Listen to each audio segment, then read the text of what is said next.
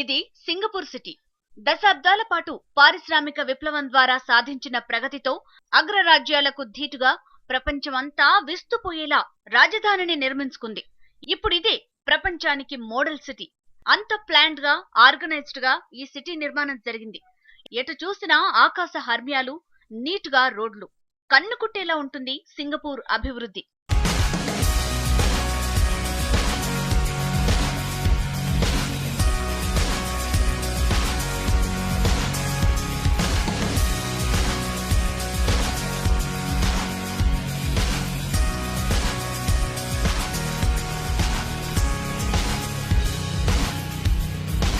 హైదరాబాద్ కూడా ఇలాగే మారుతుందా? ఇక్కడ కూడా ఎటు చూసినా ఆకాశ హర్మ్యాలే కనబడతాయా? పెద్ద పెద్ద బిల్డింగులతో మనం కూడా మోడల్ సిటీ అవుతామా? హైదరాబాద్ కు అభివృద్ధి అయ్యే అవకాశాలు ఎక్కువ. ఇండియాలోని మెట్రో సిటీస్ తో అభివృద్ధిలో పోటీ పడుతోంది. ఎంత జరిగినా మరింత మార్పు తెచ్చేందుకు ఇక్కడ స్కోప్ ఉంది.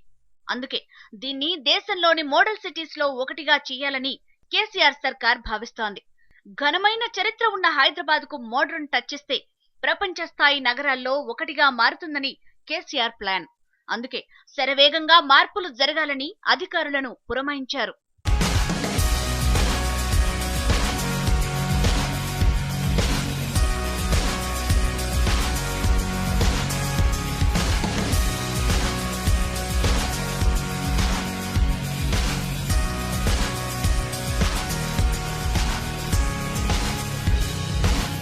ఇక్కడ కూడా బహుళ అంతస్తుల భవనాల నిర్మాణం, ప్రైవేటు రంగంలో కూడా బిల్డింగ్స్ కట్టేందుకు అనుమతుల మంజూరు, పాటించాల్సిన నియమ నిబంధనలపై కసరత్తు జరుగుతోంది.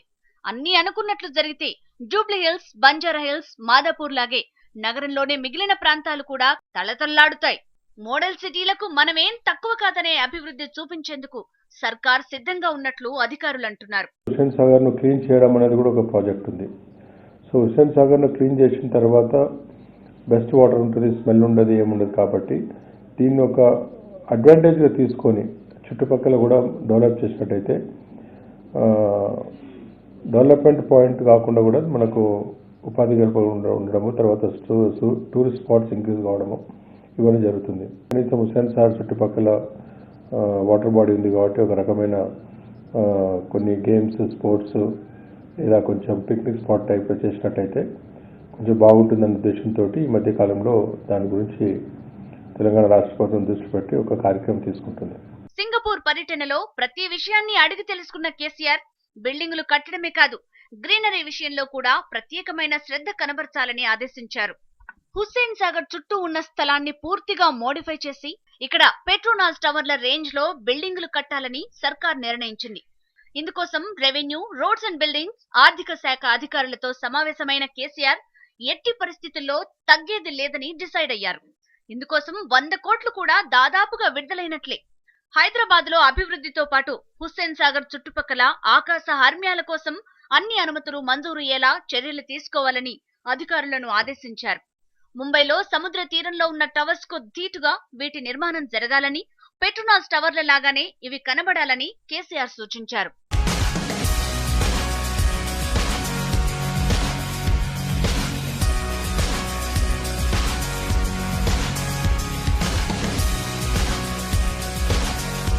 సింగపూర్ పర్యటన తర్వాత కేసీఆర్ ఇలాంటి నిర్మాణాలపై చాలా శ్రద్ధ కనబరుస్తున్నారు.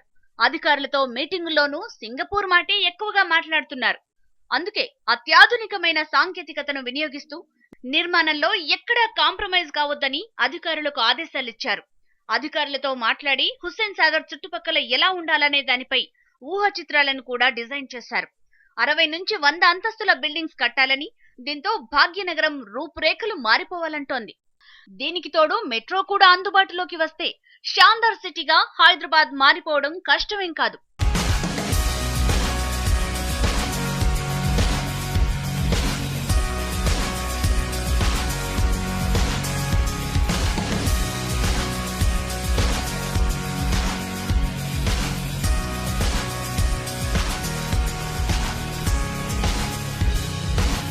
హైదరాబాద్ లో వాతావరణం, భౌగోళిక పరిస్థితులు ఇప్పటికే విదేశీ ఇన్వెస్టర్లను, పర్యాటకులను ఊరిస్తున్నాయి. ఇండియన్ చికాగో లాగా విదేశీయులు పిలుచుకునే మన హైదరాబాద్ ఇప్పుడు మరింత అభివృద్ధి చెందితే ప్రపంచం ఇటువైపు చూడటం పెద్ద కష్టమేం కాదు. సీఎం స్టేట్మెంట్ నేను స్వాగతిస్తున్నాను. కాకపోతే ఆ పెద్ద పెద్ద బిల్డింగ్లు అవన్నీ కూడా సాధ్యాలు పరిశీలించాలి.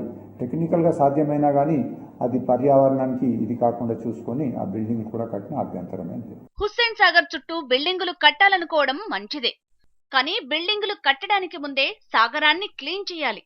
పర్యావరణ కాలుష్యం, పారిశ్రామిక కాలుష్యంతో ఒకప్పటి మంచినీటి చెరువు ఇప్పుడు కాలుష్య కాసారంగా మారింది. అందుకే ముందు సాగర్ను శుద్ధి చేయటాన్ని ప్రయారిటీగా తీసుకుంది ప్రభుత్వం. ప్రజల్లో ఒక సందిగ్ధత ఏర్పడదు. అసలు ఇది పాసిబులేనా, ఇది అవుతుందా, ఇలా రకరకాలుగా. It is very simple, 100% possible. Hussain సాగర్కు 2 దిక్కుల గేట్స్ ఉన్నాయి. ఒకటి సికింద్రాబాద్ సైడ్లో ఆ బోట్ క్లబ్ దగ్గర ఒకటి ఉంటే, హైదరాబాద్ లోపల ఆ టూరిజం డిపార్ట్మెంట్ పక్కన ఆ గేట్స్ ఉన్నాయి. ఆ గేట్స్ ఓపెన్ చేస్తే నీళ్ళన్నీ బయటకు వెళ్ళిపోతాయి.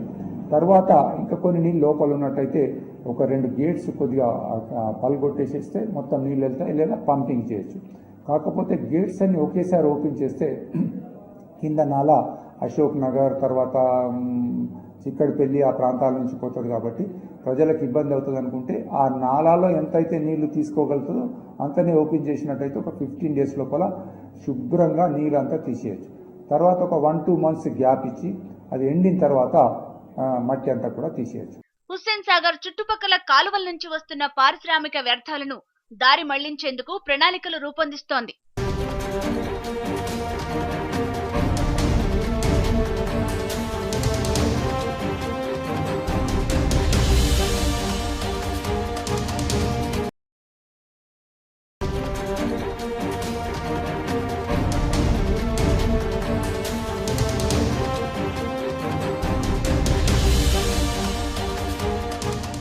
హుస్సేన్ సాగర్ చుట్టూ సింగపూర్ ను తలదన్నేలా బిల్డింగులు కట్టడం అసాధ్యం కాదు, కానీ అందుకు చాలా అడ్డంకులను సర్కార్ దాటాల్సిందే. నగరం నడిబొడ్డున హుస్సేన్ సాగర్ ఉంది. పక్కనే secretariat, NTR garden, necklace road, Lumbini park, అటు బిర్లా టెంపుల్. కొంచెం పక్కకెళ్తే అసెంబ్లీ, పబ్లిక్ గార్డెన్స్ ఉన్నాయి. అంటే సిటీలో ప్రధానమైన పాలనా విభాగాలు, ఎంటర్టైన్మెంట్ పార్కులన్నీ కూడా హుస్సేన్ సాగర్ చుట్టుపక్కలోనే ఉన్నాయి. బిల్డింగ్స్ కట్టి CBDగా మారిస్తే అక్కడ పార్కులన్నీ తొలగించాల్సి ఉంటుంది. దీనికి తోడు సాగర్ చుట్టూ బిల్డింగ్స్ కట్టాలంటే అందుకు కావలసిన అనుమతులు, పరిమితులను దాటుకుని ముందుకు రావాల్సి ఉంటుంది. అసలు వాటర్ బాడీకి ఒక 1/2 kilometer దూరం వరకు ఏమీ కన్స్ట్రక్షన్ చేయకూడదనే నిబంధన ఉండి కూడా చాలా ప్రభుత్వాలు ఆ నిబంధనల్ని ఉల్లంఘించి పర్మిషన్స్ ఇచ్చి ఐమాక్స్ థియేటర్, ఈట్ స్ట్రీట్ అని చెప్పి నెక్లెస్ రోడ్లోను ఇలాంటి కన్స్ట్రక్షన్స్ అన్ని చాలా వచ్చినాయి. సర్కార్ అడుగు ముందుకేస్తున్న కొద్దీ ఇబ్బంది కలిగించేది CBDయే. CBD అంటే సెంట్రల్ బిజినెస్ డిస్ట్రిక్ట్. పూర్తి కమర్షియల్, ఫైనాన్షియల్ సెంటర్లివి. ప్రపంచవ్యాప్తంగా ఉన్న నగరాల్లో వాణిజ్యపరంగా కేంద్ర స్థానాలివి. వీటి చుట్టూ పక్కాగా ప్లాన్ చేసుకుని వాణిజ్య అవసరాలు, పరిపాలనా విభాగాలు మాత్రమే పెట్టుకుంటారు. దాదాపు సిటీకి ప్రధాన ఆర్థిక, పాలనా కేంద్రంగా CBDలుంటాయి. వాణిజ్య, వ్యాపార అవసరాల కోసం పెద్ద పెద్ద బిల్డింగులు కడతారు. వీటి కేంద్రంగానే నగరం కంట్రోలింగ్ మొత్తం ఉంటుంది.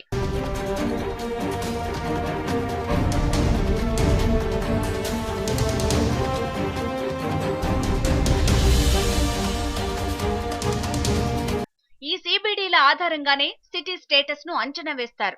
బెంగళూరులో MG రోడ్ లాగా, నవి ముంబైలో CBD బేలాపూర్ లాగా కేవలం కమర్షియల్ అవసరాల కోసమే ఇలాంటి సిటీలను నిర్మిస్తారు. ఇప్పుడు ప్రభుత్వం చేయాలనుకుంటున్నది కూడా ఇదే. హుస్సేన్ సాగర్ చుట్టుపక్కల బిల్డింగ్లు కట్టి వాణిజ్య అవసరాలకు వినియోగిస్తామంటోంది. ఒక రాష్ట్రానికి కానీ లేకపోతే ఒక ప్రదేశానికి వచ్చినప్పుడు ఎక్కువ మటుకు క్యాపిటల్ సిటీలో ఎక్కువ మటుకు టూరిస్ట్ స్పాట్స్ జరుగుతుంటాయి. ఇటు సిటీ అవుట్స్కట్స్లో కాకుండా సిటీ సెంటర్లో కన్వీనియంట్గా స్మాల్ పిక్నిక్ స్పాట్స్గా ఉండేటట్టు, ఈవినింగ్ టైంలో స్పెండ్ చేసేటట్టు. సో ఒక చిన్న అమ్యూజ్మెంట్ పార్క్ అంటే మళ్ళీ కమర్షియల్ టైప్ కాదు, ఒక చిన్న పార్క్ లాగా చేయాలన్న ఉద్దేశంతో రాష్ట్ర ప్రభుత్వం ప్రణాళిక మొదలు పెడుతుంది. ఈ CBDలు ఎక్కడుంటే వీటి చుట్టుపక్కల వాణిజ్య అవసరాల కోసం బిల్డింగ్స్ మాత్రమే కట్టాలనే నిబంధనలున్నాయి. వీటి చుట్టూ ఎంటర్టైన్మెంట్ కు సంబంధించిన ఎలాంటి ఆనవాళ్లు కూడా కనపడకూడదు. పార్కులు, సినిమా థియేటర్లు, టెంపుల్స్ ఏవీ ఉండకూడదు. కానీ హుస్సేన్ సాగర్ చుట్టుపక్కల ఉన్నవన్నీ పార్కులు, టూరిజం స్థలాలే.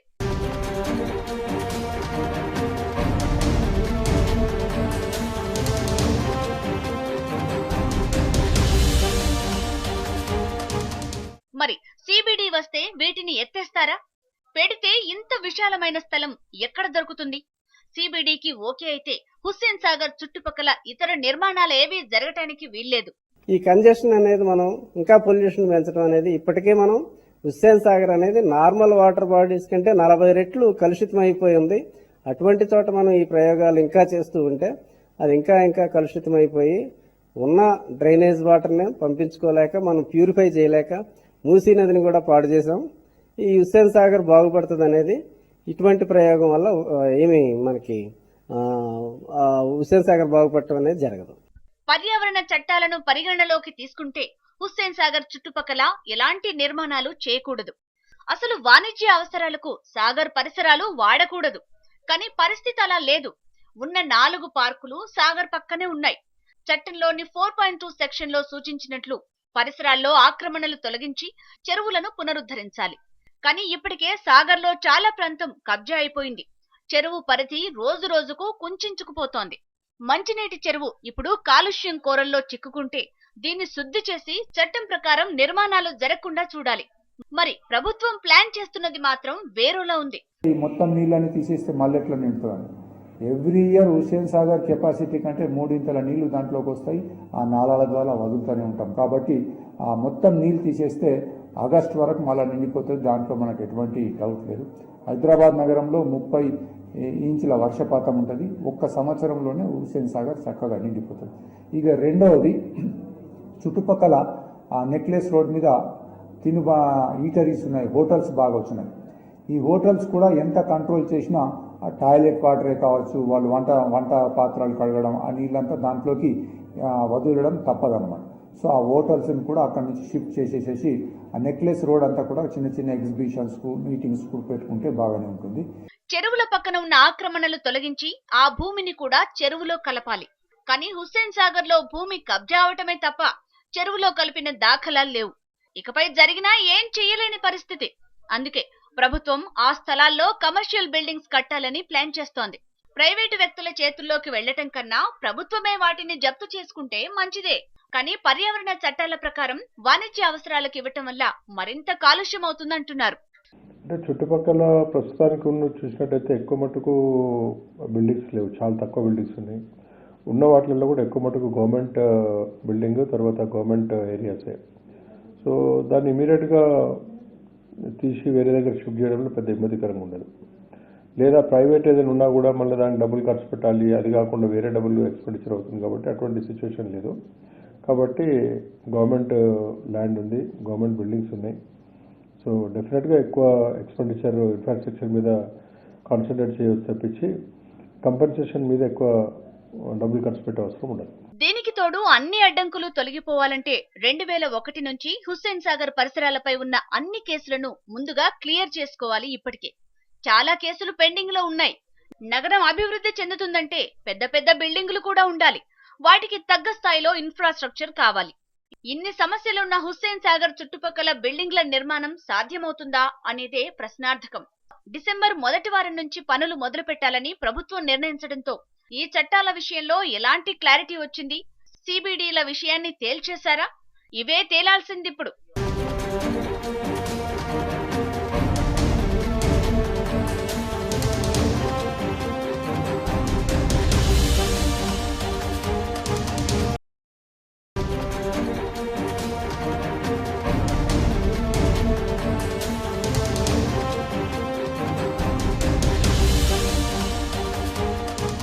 నగరాల్లో అభివృద్ధి అంటే ఆకాశహర్మ్యాలే అనే పరిస్థితి ఇప్పుడుంది. సింగపూర్, అబుదాబి, హాంకాంగ్ ఇలా ఎక్కడికెళ్లినా ఒకరిని మించి ఒకరు నిర్మాణ కౌశలాన్ని చూపిస్తున్నారు. అభివృద్ధిలో బహుళ అంతస్తుల భవనాలది కీలక పాత్రే. అంతర్జాతీయ స్థాయిలో నగరాలుండాలంటే విస్తీర్ణం పెరగడంతో పాటు బహుళ అంతస్తుల బిల్డింగ్స్ కనబడాలి.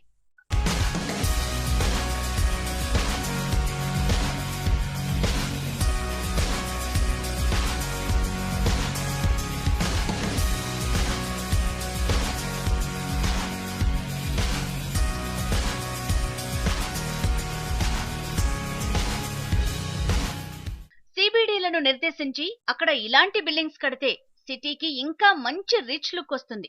ఇది సరే, ఆ లుక్ రావాలంటే హుస్సేన్ సాగర్ చుట్టుపక్కలే బిల్డింగ్స్ కట్టాలా? హైదరాబాద్ చుట్టుపక్కల లక్షల స్క్వేర్ ఫీట్ల ప్రభుత్వ స్థలం ఖాళీగా ఉంది. చాలా చోట్ల కబ్జాలయ్యాయి. మిగిలిన ప్రాంతాన్ని ఎన్జీఓలకు, పెద్ద పెద్ద గ్రూపులకు లీజులకు ఇచ్చేస్తారు.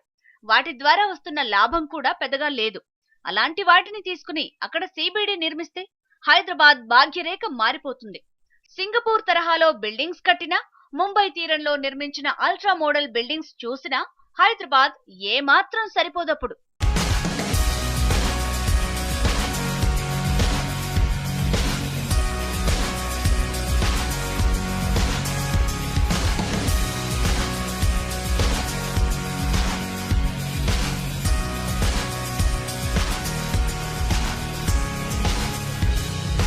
హైదరాబాద్ తప్ప మిగిలిన ప్రాంతాల నుంచి రాష్ట్రానికి వస్తున్న ఆదాయం తక్కువే.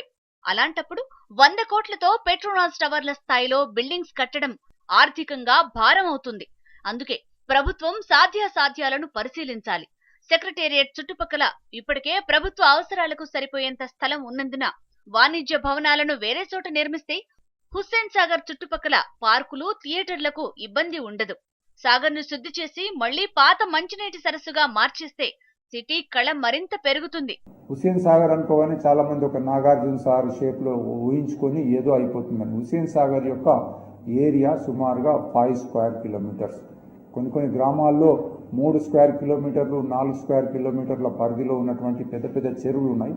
ప్రతి సంవత్సరం ఆ చెరువులో మట్టిని ప్రజలు తీసుకుపోతూ ఉంటారు. కాబట్టి హుస్సేన్ సాగర్ లేక్లో ఉన్నటువంటి లెస్ దెన్ 1 టీఎంసీ వాటర్ ఖాళీ చేయడం పెద్ద పని కాదు. ఆ నాళాలను ఎక్కడికక్కడ ఆపి డైవర్షన్ చేస్తూ పైపుల ద్వారా కిందికి తీసుకెళ్లి మూసీ నదిలను, అంబర్పేట్లను వదులుతామని అంటున్నారు.